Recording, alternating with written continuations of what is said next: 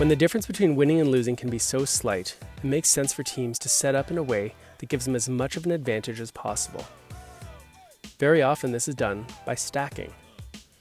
That is, serving or returning serve with both players on the same side of the court, so that as the point unfolds, a team can have each player playing on the preferred side. This is a useful solution if a player must serve or return from one side of the court, but would rather play the point on the other. But there are some drawbacks to stacking. Most notably, it's entirely predictable. With very few exceptions, it is always clear to the opposing team which side each player is planning to play the point on. Stacking has predictable movement patterns, both after the serve and after the return of serve. What we are seeing from more of the advanced players is a movement pattern that is less predictable. That is, teams will serve or return using standard positioning, and then sometimes switch this positioning as the point begins to unfold. What makes it unpredictable is that teams will vary whether they switch or not. This is an excellent solution when an opponent is isolating one of your players. By sometimes switching and sometimes staying, it makes it harder for opponents to get the ball to the player that they're targeting. When switching during serving, players would typically discuss what their plan is.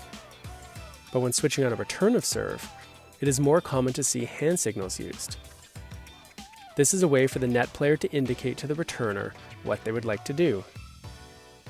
The returner should acknowledge that they like the plan, or let the net player know that they don't like it, and they should do the opposite.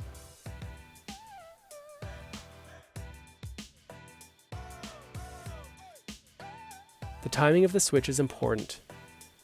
If you go well before the opponents hit the ball, there is a good chance that they will see where each player is setting up.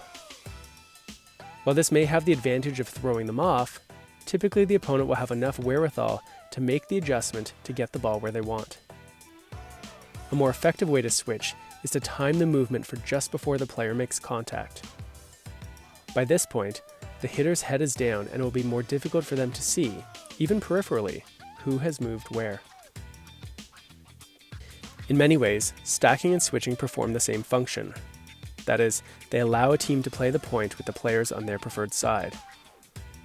Where switching has an advantage is that it is less likely to telegraph to the opponents what a team is planning to do.